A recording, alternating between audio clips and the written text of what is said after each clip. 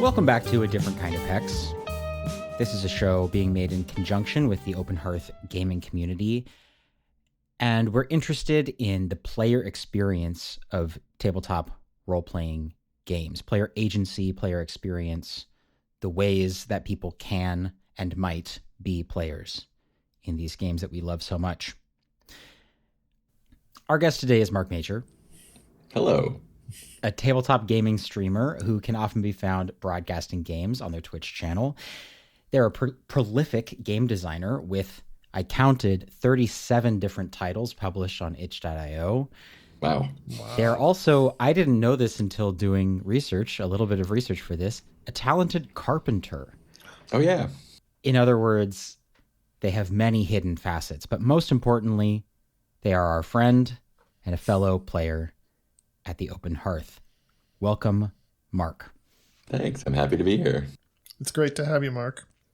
We have a little tradition here, very short-lived, but hopefully it will be a long tradition, of starting our segments with a question about what's your poison, which is what is bringing you joy in games these days, what gets you excited about games, what's your play style like these days, anything that comes up for you. So we'd like to start with that question. What comes up when we ask you that? Yeah, it is varied. I think my the main thing that I enjoy about my playstyle right now is the variety of different kinds of playstyles I get to do, whether it is like a heavily narrative storytelling thing. I'm in two actually Good Society games right now, where it is 100% roleplay. I'm also running an Ultraviolet Grasslands game that is a lot more like Oregon Trail inventory management type of thing going on, and everything in between. I'm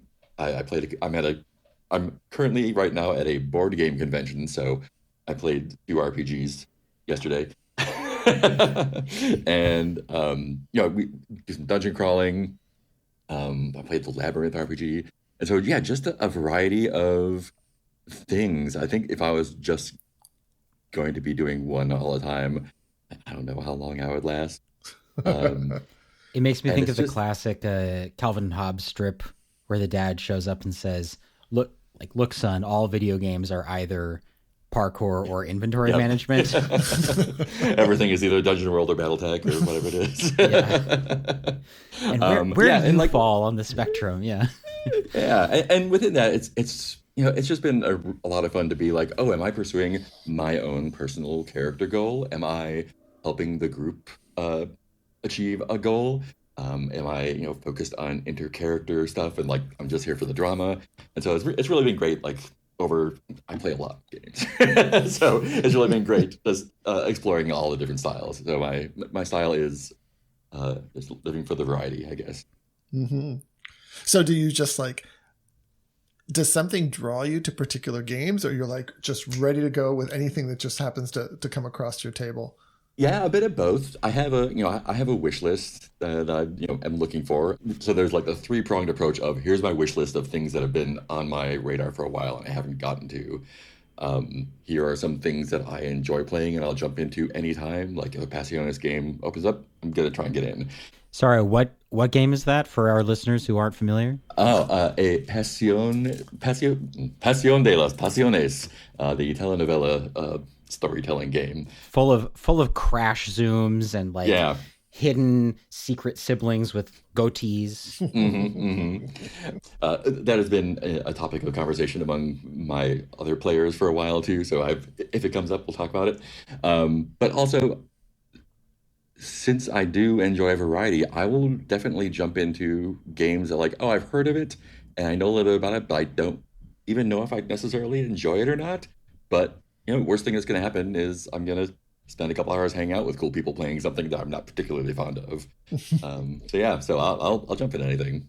So when you were mentioning those games that you are on your wish list, right? Mm-hmm. So you mentioned a lot of different games.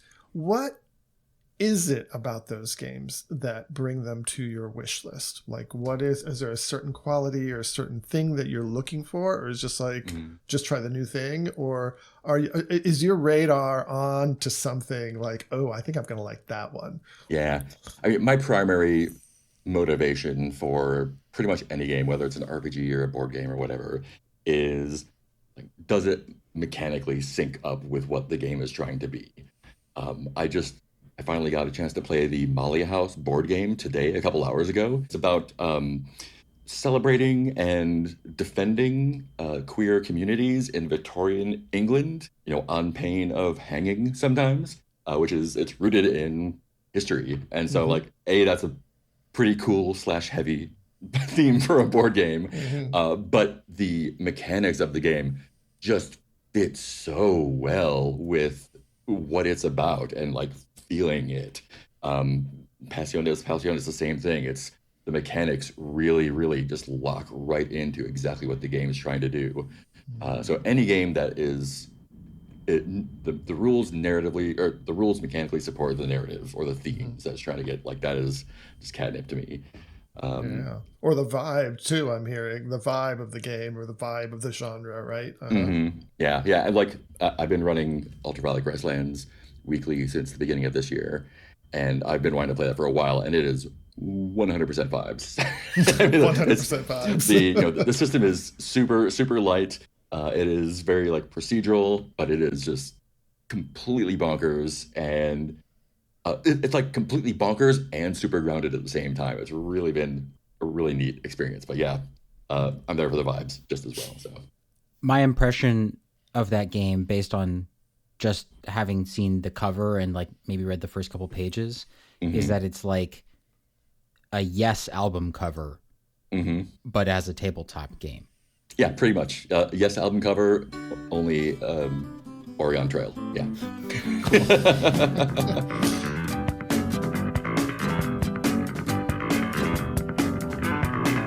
At what frequency do you feel you slide back and forth from one end of that spectrum to the other? You were saying before you're sort of spoiled for choice.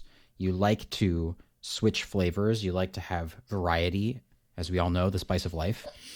Is there a certain amount of a specific flavor that you can have before you start wanting something more? Probably. I think like the frequency is very high. I'm spoiled to death by the Open Hearth. My friend Stephen, who I play games with here, is also on Open Hearth, and we were discussing how completely spoiled we are, not only for the choice and frequency of games, but the quality of players here. It's just incredible. So I can, because I'm playing, 3 to 5 games a week probably, I can be in a long-term game of a, rules light OSRE point crawly kind of thing for 6 months, because I'm playing dramatic or narrative or more gamey game stuff in between. So it's having that really high frequency of play really helps me stick with something that I might be like, after a month, I'm done. But since I'm getting that variety within it, it lets me go longer on the longer ones. We didn't even write that ad copy for you to read about the Open Hearth. You're just selling it naturally, which is great. We've been selling it all weekend. When people hear like, oh, I'd love to play some games, but I don't know, I don't really get a chance to play. My friends only like to play a certain game with an ampersand in it. And we're like, let me tell you about the Open Hearth. Like we've done it to like 3 or 4 people this weekend already. Yeah. The Pied Piper. Where are you, Mark? This is at BGG Spring, Board Game Geek Spring. It's in Dallas, Fort Worth. I'm at the beautiful DFW Hyatt Regency Hotel right next to the airport. So if you hear some planes landing, they will be doing so right outside my window.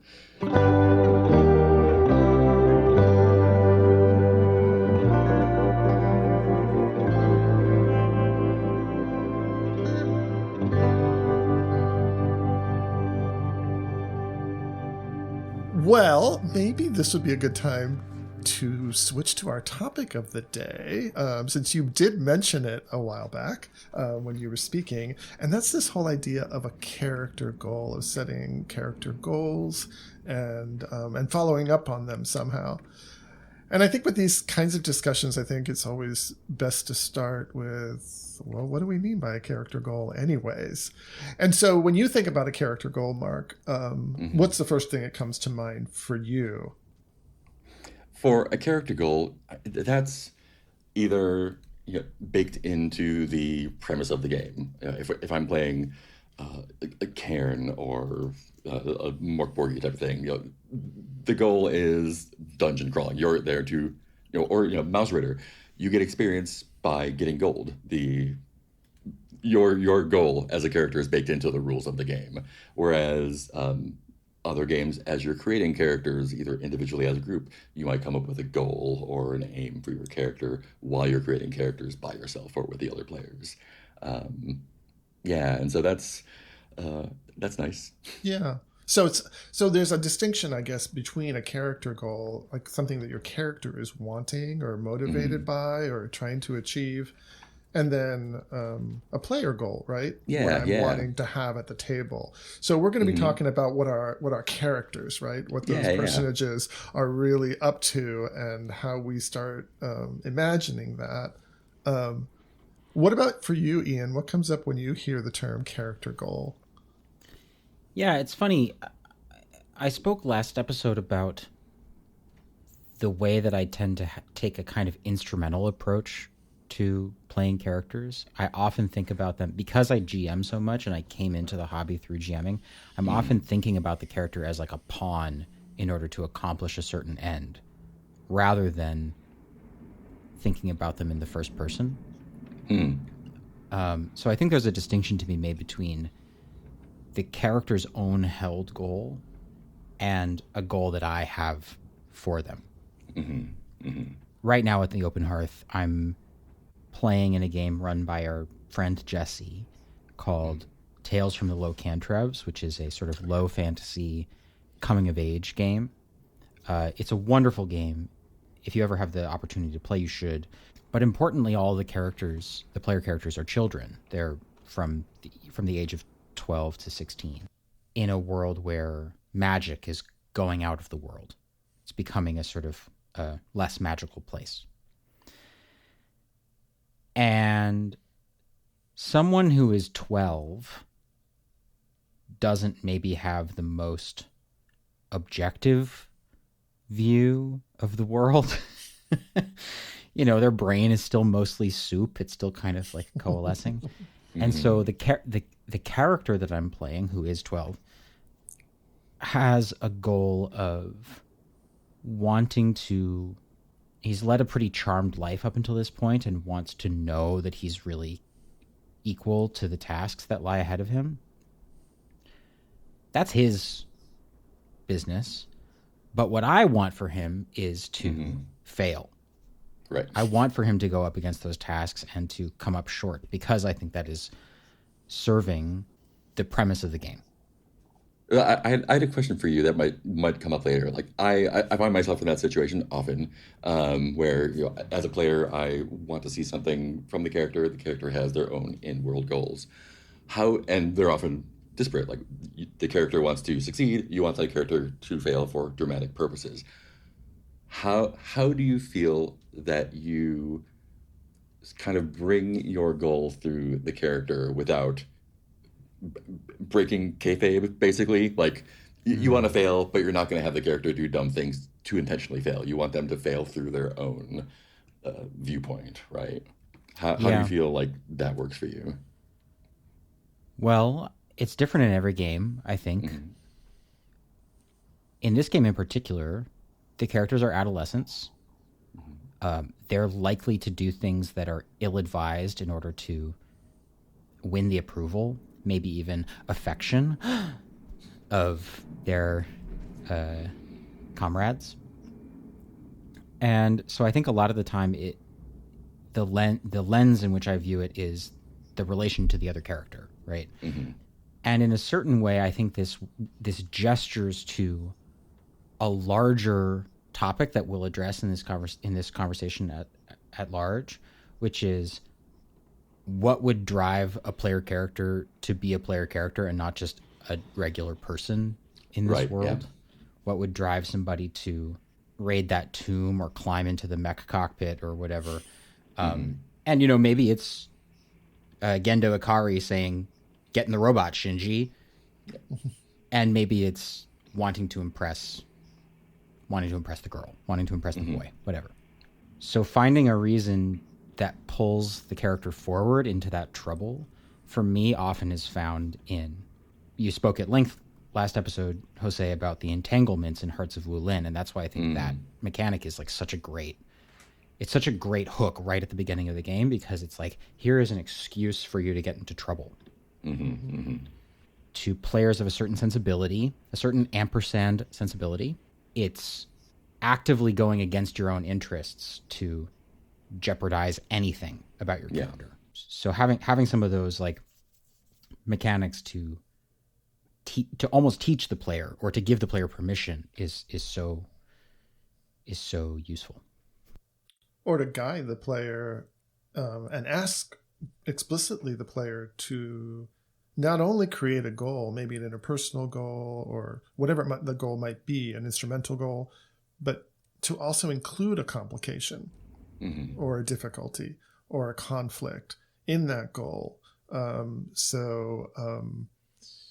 When you were asking, Mark, about, how do I do it? Sometimes it's asked of me.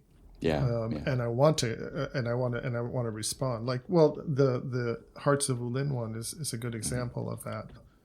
There was another game that I played recently that I was thinking about from this perspective of character goals. It was a Girl by Moonlight game that I played, and in the character creation process, there's these things, I think they're called promises, that you make between characters, and they're kind of like the entanglement in Hearts of Wulin, in that, like, I think my playbook asks me to make a paradoxical promise, for instance, and so it's asking me already to put a complication into that.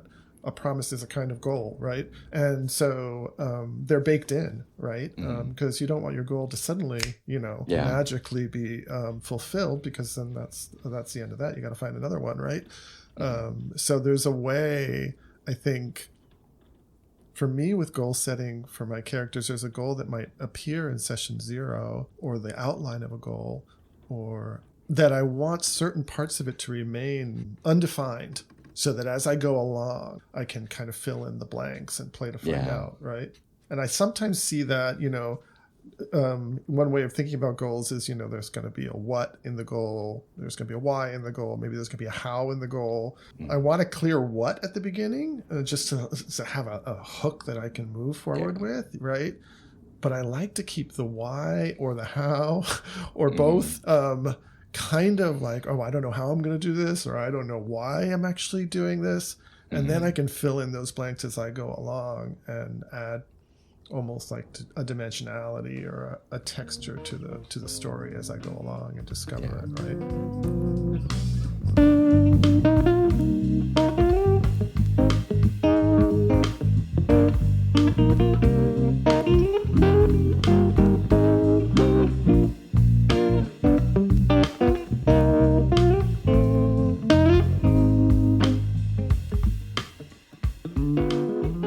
Prefer these goals, a character goal, one that's held by the character, is usually something that integrates with plot.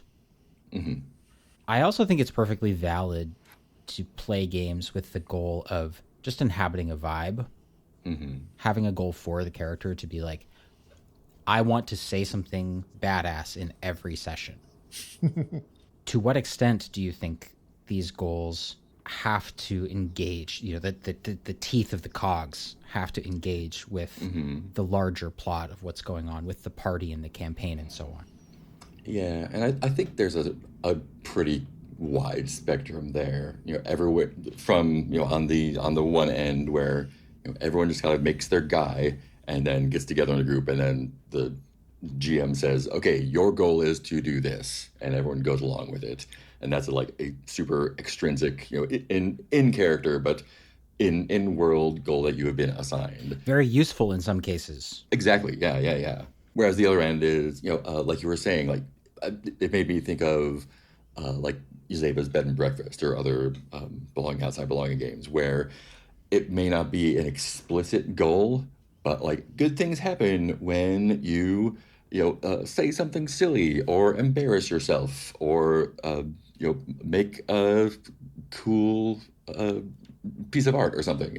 And so those are like really granular, small scale, low stakes, but still important to the character goals. I think that like all along that spectrum is so many different ways to approach that. Yeah. I think one of our questions from the community on this topic, when we polled folks and asked them what they wanted us to talk about, one question we had from Agatha was, seems germane to what we're talking about right now, is do you prefer it when the game gives you character goals to pursue, like in playbooks, for example, or do you prefer to have no directives and create your own character goals whole cloth? For me, I like to be given direction. And it might just be my soupy brain from playing too many games where I'm like, I'm jumping into this thing, tell me what to do. I've been in games with great players who like that's their game for this month or this couple months, and they will spend a long time developing like who their character is and what they want, and lots of motivations. There's a lot of like Discord chatter beforehand. I'm like, I've played a dozen games since you.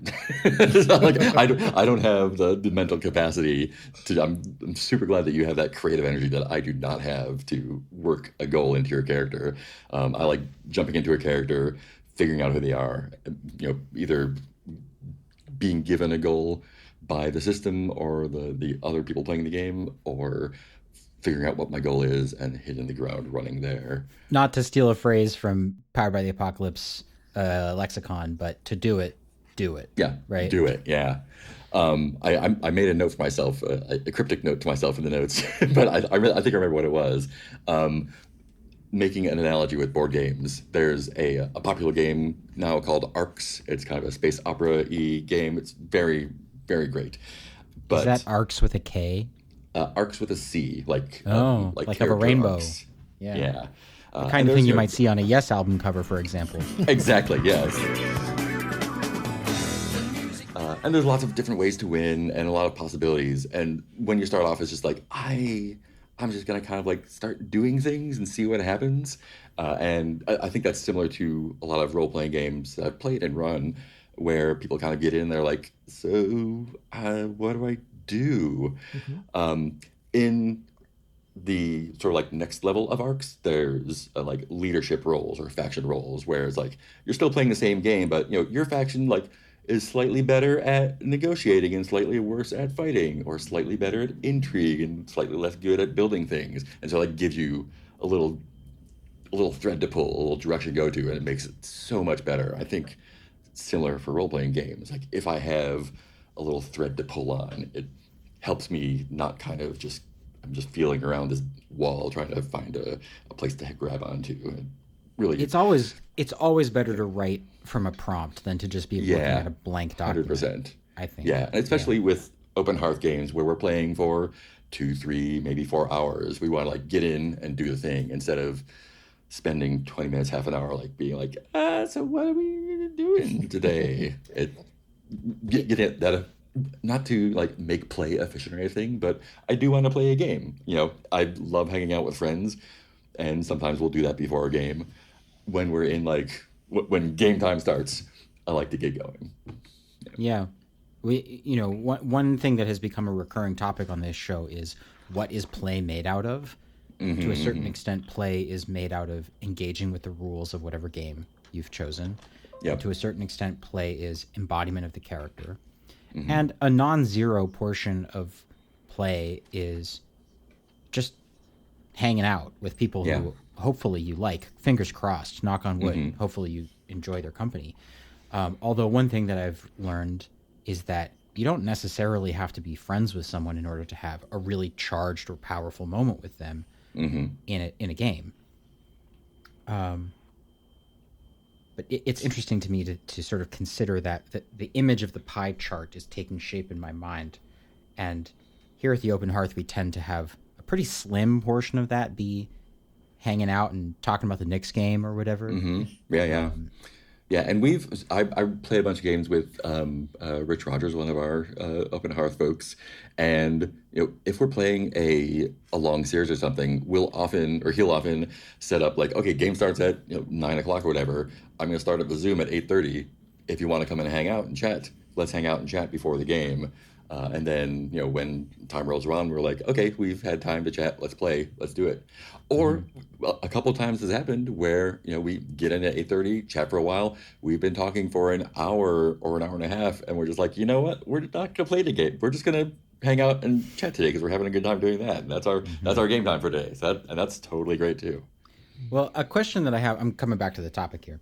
Yeah. A question that I have for both of you is, some games imply, you said before, it's handy for a game to have a bit of a prompt. If it's not a pure sandbox in that way.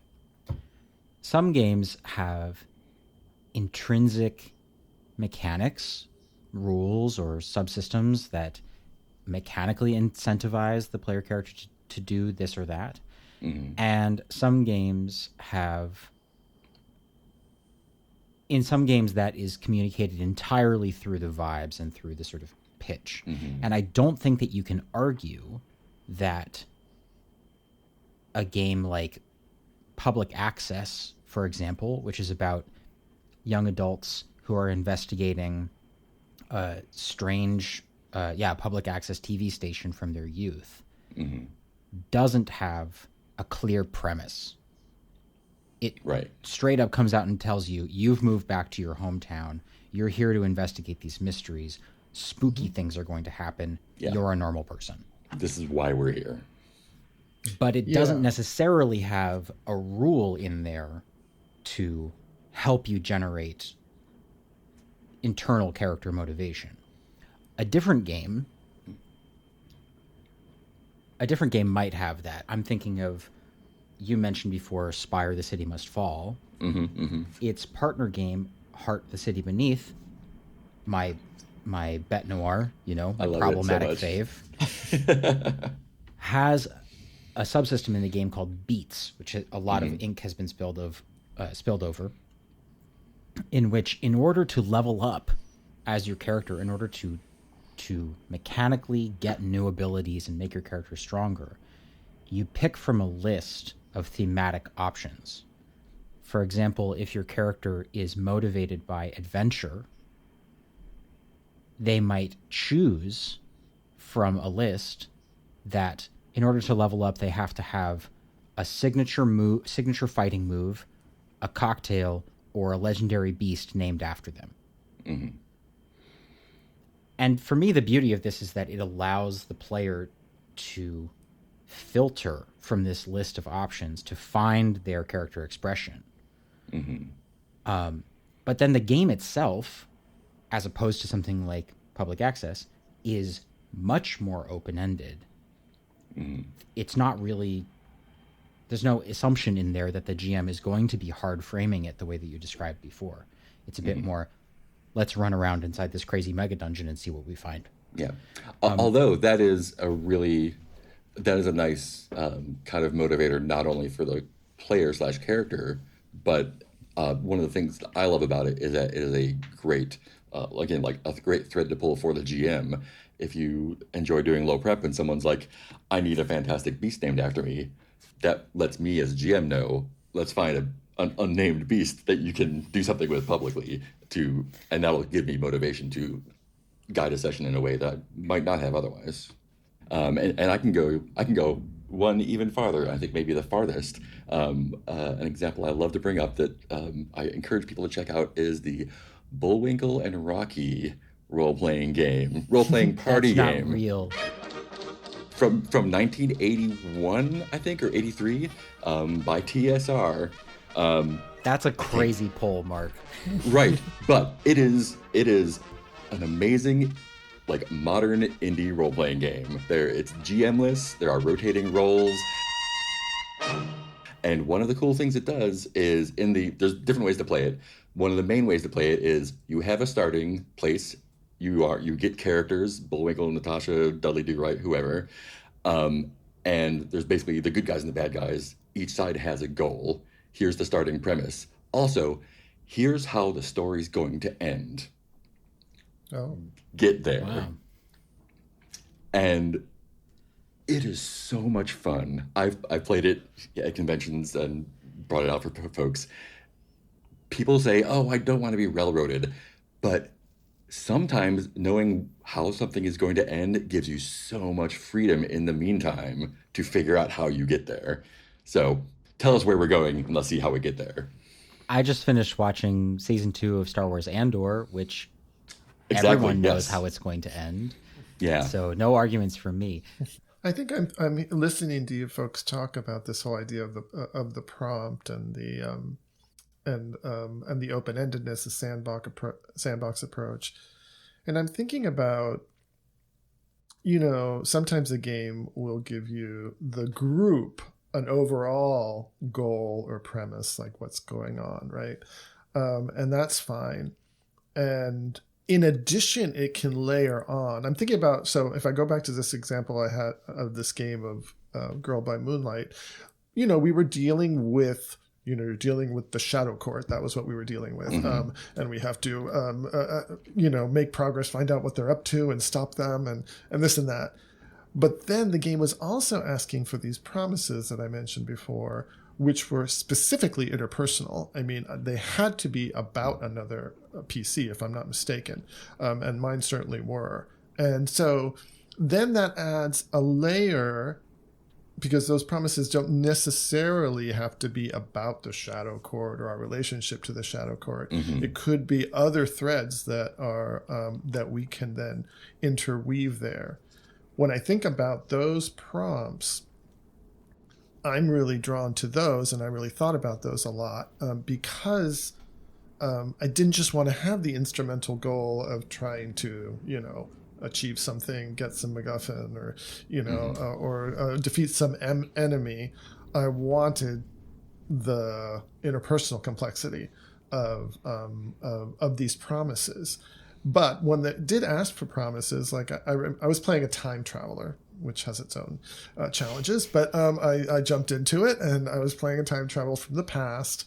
And so it was fun to create those promises so that they were related to the time traveling. For instance, one of the things actually that the playbook asked me to do was say, okay, there's one of the other PCs that you are fated to change their timeline somehow. Mm-hmm. What is it? So that's a prompt, and it's pretty specific, but it's completely also open-ended. I could do whatever I wanted with that. And so I decided there was some apocalypse, and I knew that this other character, it was Fumi's character, that she was somehow instrumental in this, but I had no idea how she was instrumental in it. Mm-hmm. And so I had to find that out so that I could avert that apocalypse. That gave me a lot of open-endedness, but a lot of I didn't have to wonder why I was trying to avoid the apocalypse, because that was pretty clear. But the what and the how were completely open-ended for me. And then that gave me enough flexibility so that, returning to that question of, how do you weave kind of individual goals and group goals together? Mm-hmm. It gave me a lot of flexibility to do that, so that in a given moment I could still be pursuing our big instrumental goal of defeating the Shadow Court, at the same time as I'm searching for what is this thing that this other character is going to do that's going to trigger an apocalypse. Yeah. And that's that's so great, because it gives the play like so much texture, because you've got your big strong vibes theme going on, Shadow Court, all that stuff, right. Apocalypse. But then in the foreground, you've got your super intimate personal motivations that are intertwined with the characters and the groups and everything that may interact with the thing in the background, and are definitely colored by them, and can also color your actions with regard to it. But it gives so much depth and richness to the entire thing. I love that. Yeah. Yeah, it's nice to have those layers interacting with one another. And so, And I think some games, like, I'm a big Monster Hearts fan. And in that game, you don't get a big instrumental goal, right? Right. It's just we're all at high school, and obviously we're just trying to be teenagers and survive.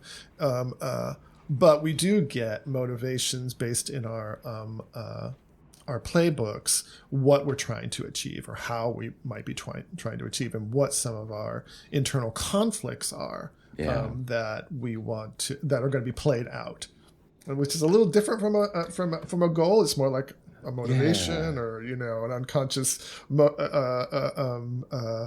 effect that we're trying to express, but it does give the play a lot of direction. In terms of the way you portray your character. But I know that some people are uncomfortable with Monster Hearts because of that, because there is no big instrumental goal. So it's like, so you have, there's nothing that we're all doing together, clearly, unless the GM or the MC in that case, really presents some kind of a threat. That's what I was going to ask. I've played Monster Hearts, but not a lot. But I have played a lot of Apocalypse World, where you do have a lot of messy interpersonal stuff going on, but the MC is also encouraged to present these threats or fronts or whatever that gives you that backdrop. And I guess I hadn't thought about it before, that Monster Hearts really doesn't have that kind of baked in. It's interesting. What about you, Ian, in this question? Because I actually think we had a question from the from Shane from the community. Shane asked, would you like to that they would like to hear us talk about how we balance shared and individual character goals. And the thing that struck me about that question, I think, is that word balance, because it implies for me kind of like a give and take, like you're not just perfectly balanced in one moment, you're swaying to either side, right? So like I was saying, if you have a mission that's framing a particular scene, but alongside that we have these individual goals, there can be this kind of give and take, right? Well, our show is about developing as a player. It's about developing the core competencies of the process of play at the table. This is like a real bread and butter question for us at the Open Hearth, is how can you fulfill the vibe that you're after? How can you fulfill that goal and also help the people around you do the same, lean on each other like cards? And I think a big part of it is there is definitely, I think, a temptation, if you have a goal like that, to go at it direct. I'm thinking about when I ran Court of Blades and you were a player, Mark. You played a face, basically. You played a sort of a diplomat, a smooth talker, someone who could get 2 different parties or 3 different parties in a room to talk it over. It seemed as though your goal there, and this is where I'm coming back to the goal of embodying a vibe, not having it necessarily be an instrumental goal, but just like, I want to be immersed in this kind of characterization. You were always setting things up for the other characters to springboard off of. If I were playing a character like that, I think sometimes I might have the temptation to just try to get to my goal in as few moves as possible. To go in a straight line. Where the distinction between the character's own internally held goal and the goal that the player has for them, I think everybody has to make at some point an arbitrary decision when playing their character about which path to take in order to try to get those goals. The way that they do this in the Locantreves, this game that I'm playing with Jesse, is every character gets some milestones. And these are sort of similar to what we were just talking about with Monster Hearts. Oh, yeah. My character, for example, has a milestone that I'm setting out for myself as this is what my character will go through. The eye of the needle that my character will go through on their journey to adulthood is I'm going to have to deliver terrible news to someone. And I'm going to have to misread someone's feelings at great cost. Nice. It's in that where I feel that this sort of quantum nature of these character goals really comes out, because I'm constantly thinking of what is everybody else's goal? What terrible news could be delivered to them? What news would be terrible from their perspective? I would rather not have that conversation with an NPC. I want to have that conversation with somebody else at the table. I want to have that conversation with Reyna Jadi at the table because that's more interesting to me. And so that's the arbitrary decision, I think, is I'm going to try to set up my character's goals in order to lead them into that kind of charged encounter with another person. And that's definitely a player goal, not a character goal. Yeah. Because your character isn't intending that. You, as the author of your character, are orchestrating that. It is. Right. And I know that's not the only way to play. Yeah. But and that's just a good, generous player, agenda thing, right? Knowing that other players' characters have goals they want to achieve. How can I, through my character, help them achieve those goals? Right. Without them having to work so hard and be all, right. fussy And about it, I like I say, I think it's perfectly valid. We spoke with Agatha in the last episode about bleed, and I'm sure we'll have an entire episode about that at some point in the future. Yeah. And a time-honored way to play tabletop games, especially story games, is to really embrace that bleed and really it's a pretty full-on way to play, but to try to reduce the membrane between yourself and your character to as little as possible and to really embody a sort of first-person perspective is something that I really admire.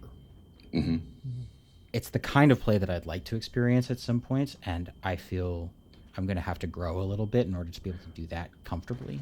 Yeah. If I can skip ahead a little bit and give some advice to players who's struggling with, well, not that I guess, but struggle with that maybe, struggle with that embodying the player and like reducing that distance between you and the character, I guess. Mark, I would love some advice, please. Yeah. We are always open to advice. I've done a lot of theater and improvising and stuff. I'm extremely introverted. I wouldn't know it based on this conversation. I have a fantastic mask that I've developed. But one of the things that really helps me when playing a character, especially improvising, when I don't know what's going to happen or I'm going to say, is doing a lot of that like literal mask work where you kind of go away and let the character inhabit your body and voice, and you speak and act as them, and you're kind of riding along going, oh my god, what the fuck is that guy doing?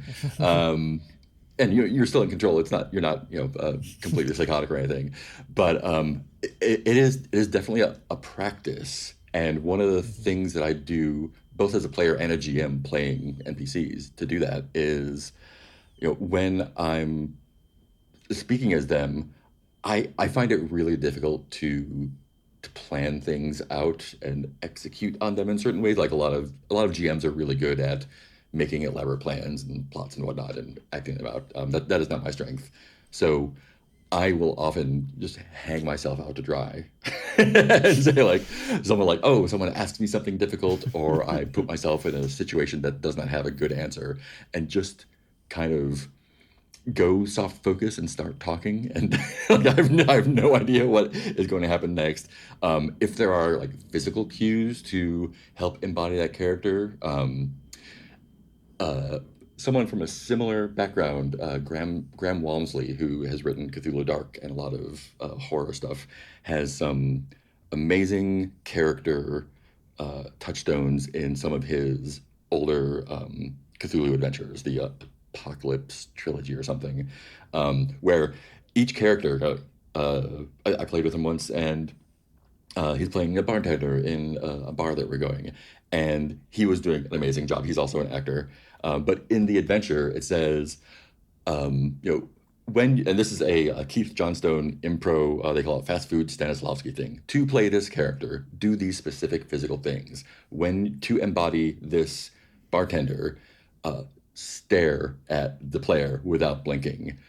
When they ask you a question, count to 3 in your head before responding. Or if you're playing someone, low status, like when you're talking to someone, intentionally stutter, or touch your face a lot, or look away from them when they talk to you.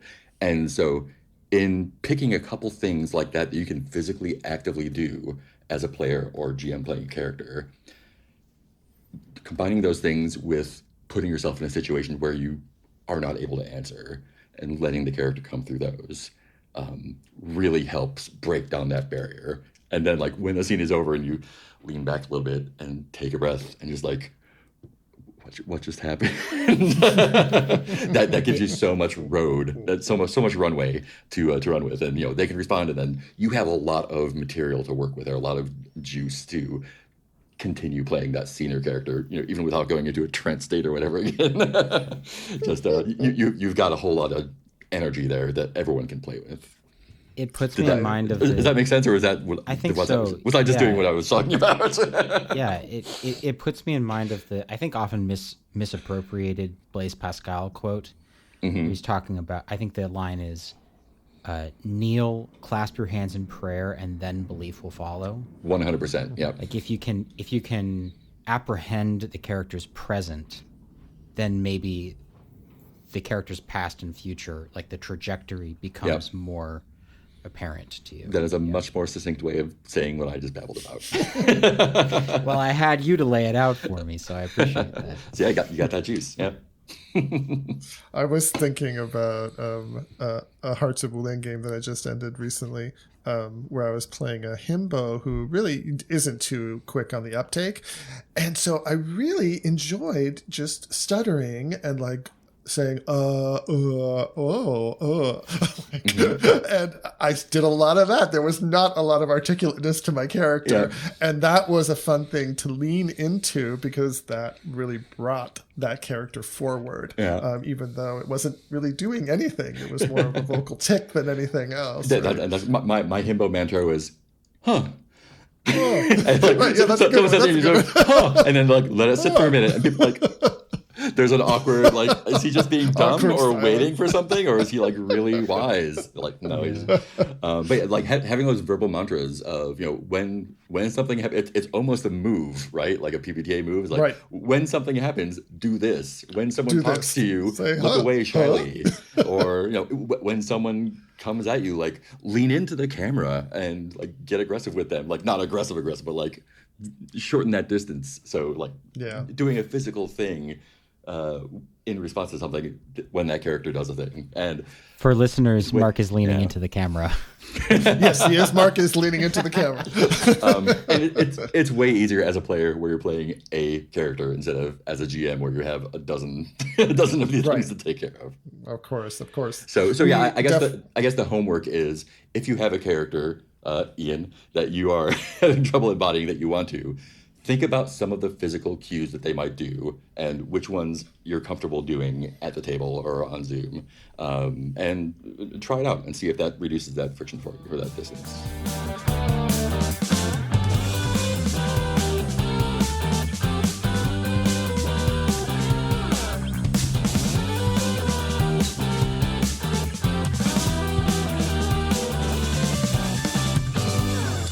Yeah, I think, and this, because we're moving from character goals, which sounds so instrumental to me, into more embodiment and expression. And one of the things that I was wondering about, and we're definitely going to be doing a session, an episode of the podcast on improv tools, probably more than one, on improv tools. And so we'll have to bring you back, Mark, at some point.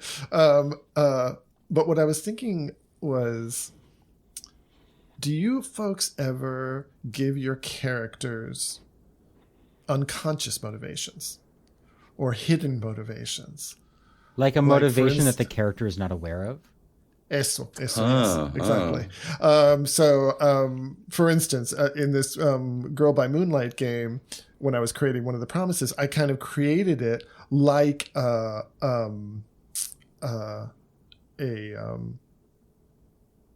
an unconscious motivation. It was here. I have it right in front of me. I swore to protect the descendants of my lover Hassan from my home time. Remember, I'm a time traveler.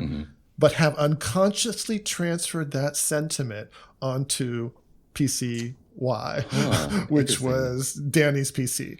And so then I got to play the character with that kind of transferred unconscious sentiment. And that was a lot of fun.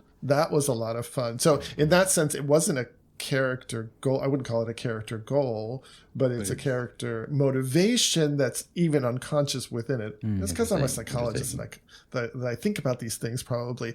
But I wonder if you guys ever have things that you know about your character that the character doesn't know about themselves. It's a degree of dramatic irony. Yeah, that's a great question. Yes, that could be. Yeah. Well, earlier I spoke about the game Public Access, which again has a very specific setting. Yeah. It's set in 2004 in the fake Degolla County, New Mexico. Deep Lake, New Mexico, yeah. And that was such a funny... I played in a quite long series of this. This was some years ago. Played in quite a long series, and it was funny to me because the game is about nostalgia for the 80s. It's about a lot of things, but in part it's about nostalgia for the 80s because the characters are young adults in 2004 and so are looking back on their childhood, this public access station from their childhood, and like reinterpreting a lot of those experiences that they had. And for me, I was a child in 2004. And so to look back at that time, there was this sort of like double layer of nostalgia, which was really interesting. But that was really, I mentioned this in a previous episode, I think with Gwen, that was really my first time consciously as a player using a player character to work through some stuff that has been unconscious for most of my life, which is the experience of ADHD, especially time blindness, and a feeling of kind of like disconnect with history and linear time. And I literalized it in that game by having him be like phasing out of this dimension. But the entire time, you know, he was playing it as cool as a cucumber. He was not admitting anything to himself about any kind of trauma or any kind of sort of, you know, issues to work through. And so, yeah, it really was all just bubbling under the surface. And I think I did that. I did that unconsciously at first. And it was as the game unfolded that I started to think, oh, here's this parallel that I can explore here. That's very cool. So to answer your question, Jose, yes. It happens. What about you, Mark? Have you ever had a character who had motivations that they weren't aware of? It would be silly for me to say no, just by volume, but I can't think of it. There's so many characters. I can't think of any. Yeah. It adds an interesting dynamic because you're showing or illustrating something, and you're not saying it explicitly. Well, I did say it explicitly, for instance, in that promise. So mechanically, it was in the keeper that everyone has reference to. So they did see it. But it was never addressed directly in words in the playthrough. It did give a hook for instance, the character who I had the unconscious charge with, did take that and run. Yeah, that's great. And so that was fun to have that go forward. But it was never explicitly, I don't know, there was no exposition around it. It was just played out. You know, you made the offer and it was taken up. It was taken up. Yeah, I made the offer and it was taken up. Yeah. Cool. I have a question. Yeah. It seems to me that the more specific a character goal gets, the more engaged it has to be with the setting, which is different from the vibes of a game. Now, some games, including many of our favorite Powered by the Apocalypse, Pen to Good Society, Forged in the Dark games, which I think do this very beautifully. I think it's been said somewhere that rules are in part abstraction, and being able to imply an entire setting without having to have pages and pages of lore, I think is a real masterful feat. But let's say, for example, you're sitting down to play in a game. This type of game is maybe not so in fashion now, but there was a period in the not too distant past where there were a lot of generic games that were coming out. Games that don't have a specific setting or even a specific genre that's attached to them. I'm thinking about games like Fate Core, I'm thinking about games like Genesis from Fantasy Flight Games, or Cortex Prime, or these are all just the raw underpinning, that sort of chassis underneath the car, so to speak, on top of which a motivated is doing a lot of heavy lifting here, a motivated GM and ideally table of players can build their genre and can build their setting in the world in which the game is taking place. These are games that don't have any of that infrastructure that we talked about before. They don't have any specific mechanics to incentivize the development of character goals. They don't have any inbuilt vibes to direct, to sort of narrow the cognitive laser beam, so to speak. And so at that point, it really becomes about engaging with the setting, right? It becomes about engaging with, here's the villain, here's the, this or that. So if you don't have any scaffolding at all in that sense, where do you go to first to start developing a character goal? I have a 2-layer answer for that. I would like to push back a little bit on those generic systems not having vibes or goals or whatever. I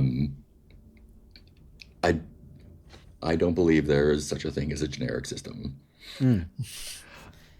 Okay, this is your going in the hall of this is your hot take, the way that Gwen had. Yeah, this is. If there was, why is there more than one?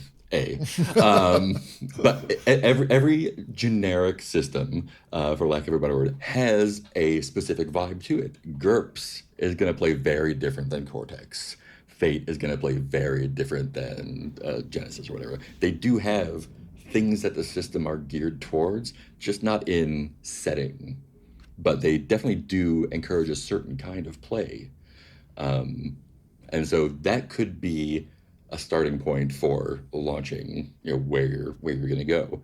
But like the main attraction for those is, I want to play X kind of story, but I don't want to either learn a new rule set if this is what we play, or do something super specific. We want to play a Western or a Bollywood movie or whatever, but we don't want to have a system that does that specifically. We want to have a lot more freedom. And then it's just up to that motivated player / GM to manufacture it, which is more work. But games are by definition work that you're not required to do. So that's like play work. Yeah, play work. That is, we do a lot of work to play our games, right? We build character keepers, we learn rule sets, we spend a lot of time interpersonally with a lot of people doing a lot of things that you would not normally do. That is all. I mean, you mentioned somebody who was doing the work for weeks of developing a character. Yeah.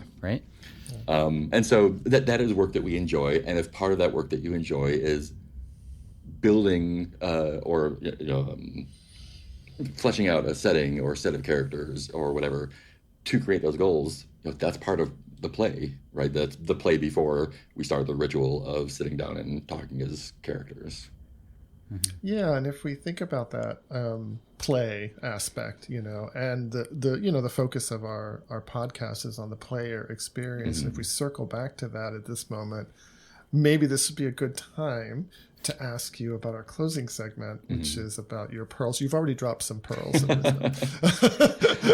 improv. Debatable, but yeah, I'll take it. But is there another kind of layer, or particularly around this question of goals? Because you were just saying about the work or the play that's involved in creating goals. regardless of whether the system supports you or doesn't support you, how much prompting you have, is there any advice you'd give to a player that is trying to create goals that are going to be more fun for them when they're moving into games? Yeah. And my basic advice for that, and a lot of things, is don't make it too complicated for yourself. Keep it simple, keep it obvious, keep it boring even. Like, again, back to the improv thing, the Keith Johnson, like, don't be funny, be boring, be less interesting, and it's going to come off so much better to the audience when you're, instead of like, I'm trying super hard to be funny. Nobody fucking likes that. So like, if you have a character, I'm a cowboy or whatever, spending too long trying to like figure just the right thing, and agonizing over the choices, if you enjoy that, great. But if you are, to answer the question, like, how could you help people who are struggling with that, pick the most obvious thing. I'm a cowboy. What's my motivation? I'm broke. I need a job. My family died and I need to avenge them or get out of town because people think I killed them. Say the first 3 or 4 dumb things off the top of your head, and then pick the one that you feel like would be fun for you. And the things that are super obvious for you are not always obvious to the other players. So you can say something that you think is completely boring and dumb, and someone else at your table is going to be like, that's brilliant. I never would have thought of that. You're going to get a star at the end of the session for that. Yeah. Yeah. I think it's interesting that you're like talking. So if we talk about Westerns, since that's the one that you mentioned, right, as a genre, there are some really simple tropes like vengeance or redemption or, one of these things. And just picking one of those straightforward ones, especially in session 0 or, when you're first imagining your character. And then later on, seeing what happens to it if it morphs in the improv, I think it just it becomes a touchstone for you, and it may seem very kind of stereotypic or tropish, when you first engage with it, but then you can develop texture and dimensionality to it over time, or not. Maybe you'll just have fun playing it the way it is and get your redemption arc. Yeah, I think it's inevitable. Like, picking the most obvious overdone trope. Once it comes in contact with the other players, their wants and desires and motivations, the setting, whatever your GM or group, if it's GMless, is set up, like that obvious, tired, boring trope coming in contact with all of these rough edges and twists and stuff is going to shape that into something really cool and unique for you and the game. Yeah, it comes alive. Yeah. Well, I think that is a great place to wrap up our conversation, Marc. It's been amazing having you. I wish we could talk and talk, but we want to try to keep our episodes at a manageable length. I'll have to come back. And we'll have to have you come back, especially for the improv.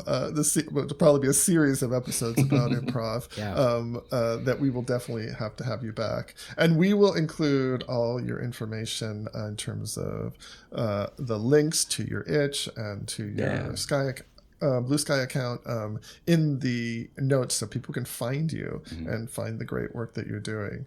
But yeah, it's been great having you. Is there anything that you would like to plug right now, Marc, that you're working on or anything like that? Not necessarily a plug, but I will be teaching at the Chicago Dramatic Improv Festival in July, teaching how to embody horror on stage. That's going to be fun. I am itch funding a Mega Dungeon right now. I have a few new games out at Indie Press Revolution and on itch. They'll be available online at their booth at conventions. There's a Desperation deck that I made for Bully Puppet's Desperation game, and a few other smaller stuff. I finally finished an ASCII art tarot deck to go along with one of my other games that will be available as soon as I get the last proof back. So I was. There's always stuff in the pipeline, so just watch my itch page and watch my Blue Sky and see what's there. Thanks for listening to A Different Kind of Hex. And thanks to Marc again for being so generous with their time and perspective. As our journey through the world of player agency continues, José and I are so fortunate to have other players around us with whom we can learn and grow in confidence and in joy. We'd love to hear from you too. Reach out to us at adifferenthex@gmail.com or on the Open Hearth Discord server. Speaking of which, A Different Kind of Hex is a production of Open Hearth Gaming, an online tabletop gaming community with a focus on safety and inclusion. Our calendar is always full of RPGs available for sign-up in a myriad of genres, styles, and formats. Come and game with us at the Hearth. We hope to see you there. We also have a number of other podcasts on the channel, including a brand new show called Talking Supers, which dives into the history of superhero comics and their representation in the tabletop gaming idiom. The first episode is out now in this same feed, so check it out. Marc's design work can be found at major.com, with links to their drama, tabletop, and carpentry projects. The Open Hearth can be found at openhearthgaming.com or at Open Hearth Gaming on Blue Sky, Mastodon, and Tumblr. The music I wrote for the show can be found at lloydeves.bandcamp.com. We hope to see you next time on A Different Kind of Hex.